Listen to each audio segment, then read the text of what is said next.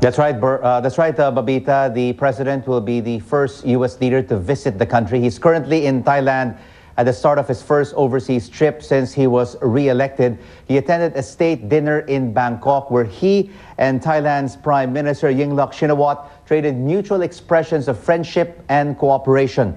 President Obama said that in Asia, Thailand is the United States' oldest friend. So next stop is Burma. It's an important symbol, but the president says democratic reforms must continue if the country is to receive further American support.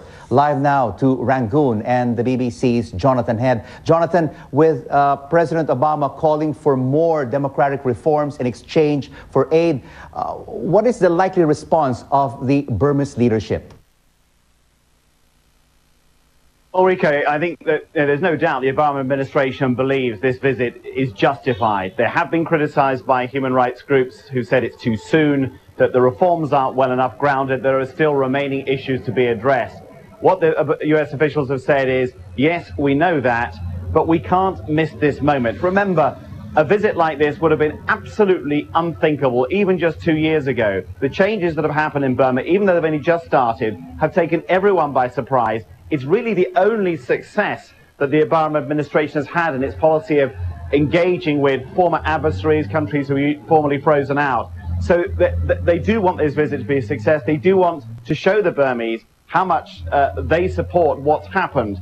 What they've got now, they've got some answer to the critics now. The Burmese government last night issued quite a detailed statement announcing another prisoner amnesty, 66 more prisoners released. This time, Burmese activists have told me it does include political prisoners, which is what the US wants to see. And they've promised to review all remaining political cases. And they've answered a whole lot of other remaining human rights concerns, giving the International Red Cross access to prisons, addressing conflicts in Rakhine State and up in Kachin State where the Burmese army is fighting insurgents, and a whole lot of other areas. The list could almost have been drawn up and written by American officials. So Mr. Obama will now, once he arrives here, have something to show for this visit.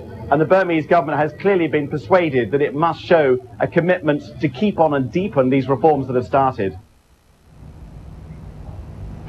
And Jonathan, President Obama will be meeting Aung San Suu Kyi. What kind of message will he be sending her?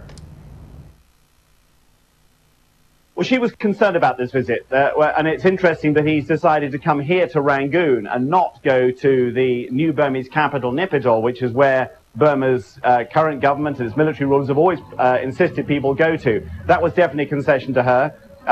You know, he will be listening to her continuing concerns, but this visit was managed very much in coordination with her. Remember, he met her in the United States when she went there in September. They formed a very close bond. I mean, for Mr. Obama, who has, in his own way, tremendous star power here, of course, and arguably Aung San Suu Kyi is one of the few people who has as much or more star power than he does. It's a great photo op, but it also shows his own commitment that he needs to show to the opposition, to the democratic forces in Burma.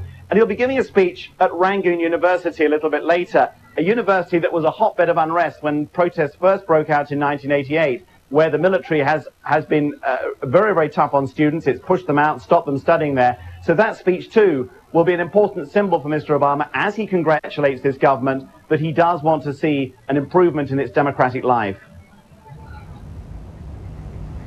Jonathan Head in Rangoon, Burma, thank you so much for the update.